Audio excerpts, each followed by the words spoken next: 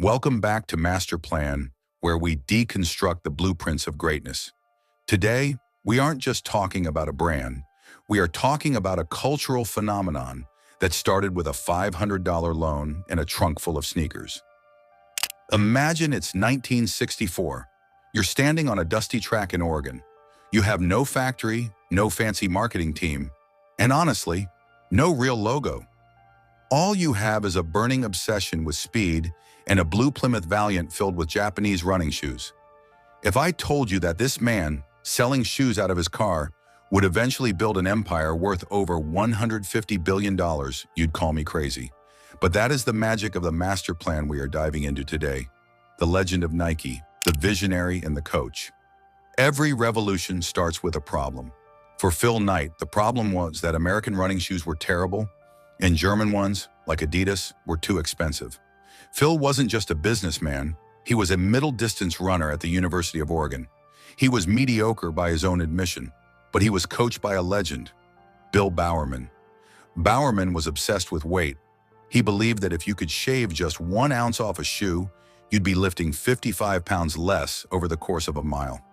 He was a mad scientist of footwear, once even famously ruining his wife's Waffle Iron to create a better sole. In 1962, Phil Knight wrote a research paper at Stanford proposing a wild idea. Japanese cameras had replaced German cameras in the US market.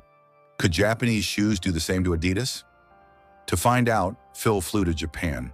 He cold called a company called Onitsuka Tiger, claiming he represented Blue Ribbon Sports, a company that didn't actually exist yet. He secured the distribution rights, rushed home, and borrowed $500 from his father to place the first order. On January 25, 1964, Blue Ribbon Sports was officially born. Phil sold the shoes from the trunk of his car at track meets, while Bowerman tore them apart to see how to make them faster. Part 2, The Birth of the Goddess and the $35 Logo. By 1971, the relationship with Onitsuka Tiger soured. Phil realized that to truly win, he couldn't just sell someone else's product, he had to build his own. But he needed a name and a logo. Phil wanted to call the company Dimension 6. Let's be honest, that sounds like a failed sci-fi movie. It was his first employee, Jeff Johnson, who had a dream the night before the deadline. In his dream, he saw the name of the Greek goddess of victory, Nike. Then came the logo. Phil approached a graphic design student named Carolyn Davidson. He told her he wanted something that conveyed motion. She came up with the swoosh. Phil's reaction? I don't love it, but maybe it will grow on me. He paid her exactly $35 for it. Today, that check mark is the most recognized symbol in sports history. Quick side note for the master plan community. Years later, after Nike went public, Phil gave Carolyn a diamond swoosh ring and a generous amount of Nike stock. Loyalty is part of the blueprint. Part 3, The Waffle Iron Revolution. The first major innovation that put Nike on the map was the waffle trainer. While eating breakfast with his wife, Bill Bowerman looked at the grid pattern of the waffle iron and wondered if it would provide better traction on the track without the need for heavy spikes. He literally poured liquid urethane into the iron. It worked. The waffle trainer became a sensation because it was the first shoe that was truly designed for the jogging craze that was sweeping America. A craze, by the way, that Bowerman himself helped start by writing a book on the subject. Nike wasn't just selling shoes, they were selling the very idea of fitness as a lifestyle.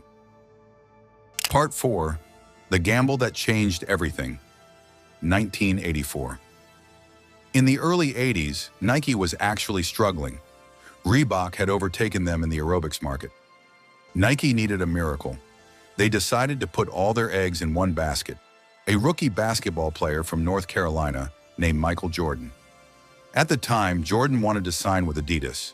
He didn't even want to visit Nike's headquarters, but his mother made him get on the plane. Nike offered him a deal unheard of at the time, $500,000 a year for 5 years, plus his own shoe line. When the Air Jordan 1 came out, the NBA actually banned it because it didn't meet color uniformity rules. They fined Jordan $5,000 every time he wore them. Nike's master plan? They paid every single fine and ran an ad saying the NBA threw them out of the game, but they can't stop you from wearing them. The banned campaign created a black market for sneakers. In the first year, Nike hoped to sell $3 million worth of Jordans. They sold $126 million. This was the birth of sneakerhead culture. Part 5. The philosophy of just do it. In 1988, at a marketing meeting, Dan Whedon of the agency Whedon plus Kennedy uttered 3 words that would define the brand forever. Interestingly, the phrase was inspired by the final words of a death row inmate, Gary Gilmore, who said, "Let's do it," before his execution. Whedon tweaked it to, "Just do it." This wasn't just a slogan, it was an invitation. It shifted Nike from being a brand for elite athletes to a brand for everyone. Whether you were an Olympic sprinter or a 60-year-old grandmother going for a walk, Nike told you, if you have a body, you are an athlete. Part 6. Technical mastery in the future. To stay at the top for 60 years, you have to innovate relentlessly. Nike didn't stop at air. They gave us Flyknit, reducing waste by 60%. They gave us Dry Fit, changing how we sweat. And more recently, they gave us the Vaporfly, a shoe so fast and so efficient that World Athletics organizations had to debate whether it should be banned for providing an unfair advantage. They understood that the product must be as good as the marketing. You can have the best story in the world, but if the shoe falls apart at mile 10, the story ends. Part 7. The Master Plan Takeaway. So what can we learn from Phil Knight and the $500 loan? Start before you're ready. Phil didn't have a factory, he had a Plymouth Valiant and a vision. Solve a problem. Bowerman didn't want to be a billionaire. He wanted his runners to be faster. The power of storytelling. Nike doesn't sell rubber and foam. They sell the spirit of victory. Embrace risk. Signing a rookie like Jordan or standing by controversial athletes is risky, but as Phil Knight says, the cowards never started and the weak died along the way. Nike's journey shows us that greatness isn't a destination. It's a constant pursuit. It's about being better today than you were yesterday.